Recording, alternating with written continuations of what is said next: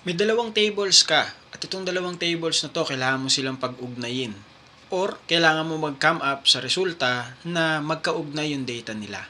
Paano kaya gawin sa SQL yun? Gagamit tayo ng tinatawag na joins. Halika, pag-aralan natin.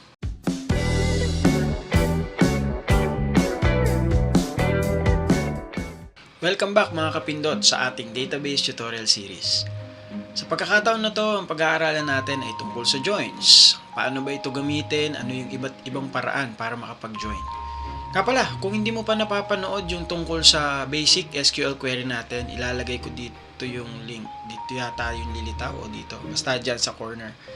Ang SQL command na join ay ginagamit natin para mapagsama-sama natin yung mga rows mula sa iba't ibang table.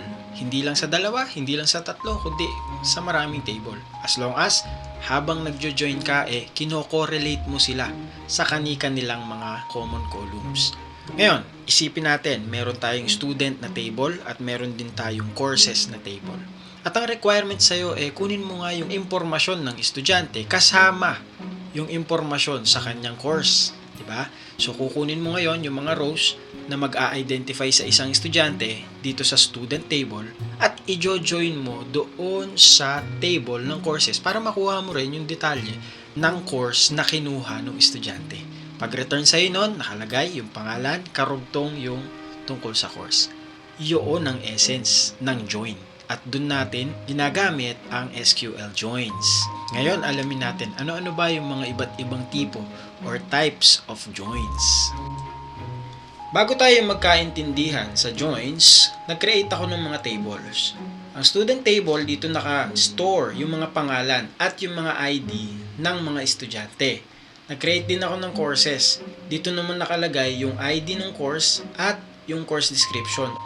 Sa enrollments naman, dito naman nakasave yung mga data tungkol sa estudyante or yung student ID at yung course na in-enrollan niya. Ngayong meron na tayong iilang table na pwede nating i-relate sa isa't isa, pag-aralan na natin ang unang type of joining. Ito yung tinatawag na inner join. Kapag gumagamit tayo ng inner join, pinagsasama natin yung mga table or yung mga sources. Pero ang ipinapakita lang natin kung ano lang yung may matches. For example, nagbe-base tayo sa enrollment table. Chine-check natin sino-sino yung mga estudyanteng enrolled na at yung mga estudyanteng enrolled na yun, ano yung course na kinuha nila.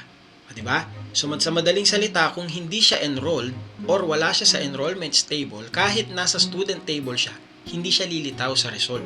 Tingnan nyo itong ginawa kong query.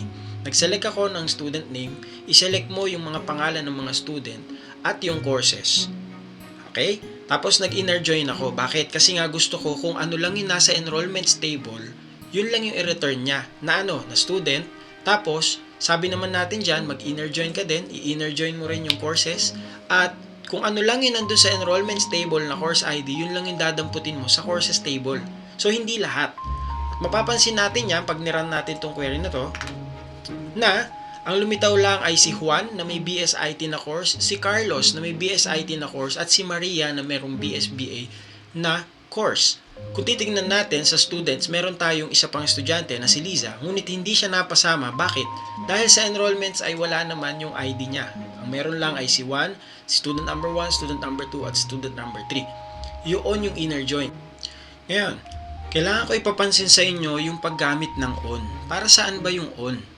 So, kung yung join ay tulay na nag-uugnay ng mga tables, gumagamit naman tayo ng on para ma-pinpoint natin kung saan sila dapat magtagpo. O, halimbawa, di ba yung inner join? Yan, inner join enrollments. Okay? So, i-join natin yung students na table, ito, yung students na table, sa enrollments na table. Okay? Pero may ruling. Ano yung ruling? Ito yung ruling natin. Okay? Ang rule natin, sa pag-uugnay natin sa kanila ay dapat pareho yung student's ID or yung students.id, which is ito yun, yung identity ng bawat estudyante. Tapos, kung ano rin yung nandito na student underscore ID na value. So, kung 1 yung student underscore ID dito, ibig sabihin, ang tinutukoy niya is kung sino man yung merong ID na 1 dito sa students na table.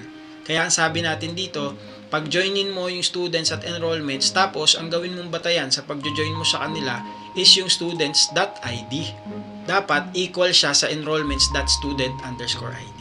Ganun sila pinagtatagpo. Nag-join sila, tapos pinagtagpo sila sa pamamagitan ng unique na identity sa students na table. Usapang left join naman tayo. Sa left join, ipaprioritize na ma-return yung nasa left na table.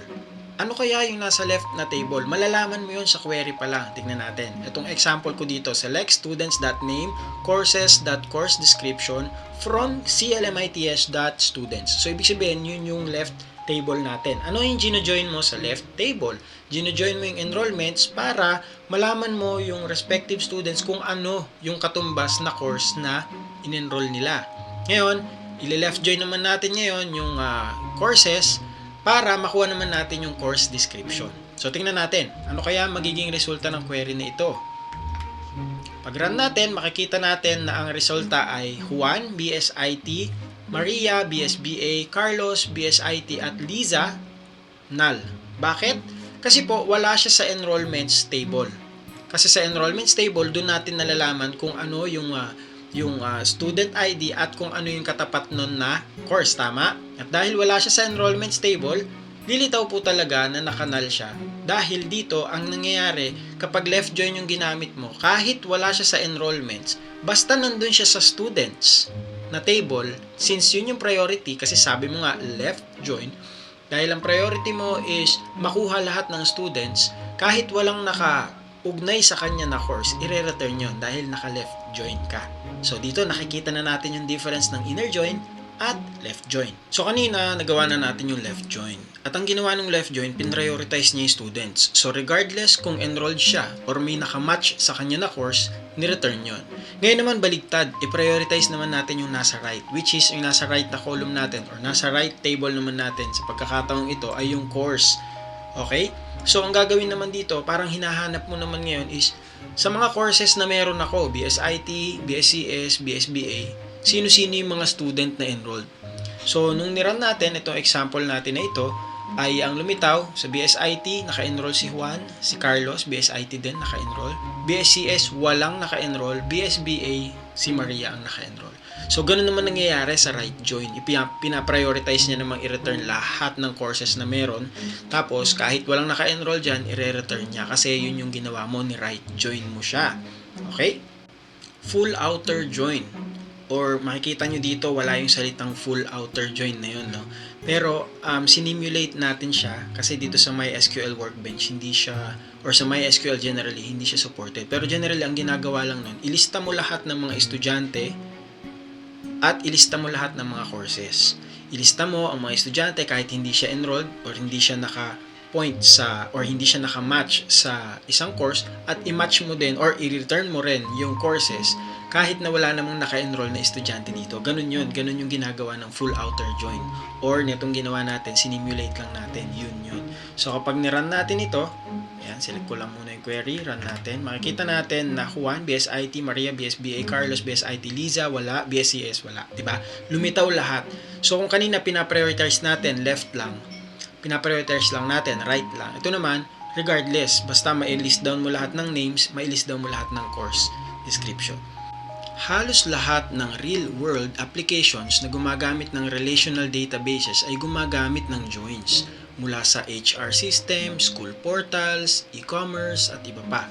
So, sa next episode natin huwag kayong mawawala kasi pag-aaralan naman natin kung paano i-filter at i-sort ang mga resulta ng queries gamit ang where, order by, at limit. So, kung interested ka, huwag kalimutang i-like, share, at subscribe. Kita-kits sa susunod na video, Kapindot! Bye-bye!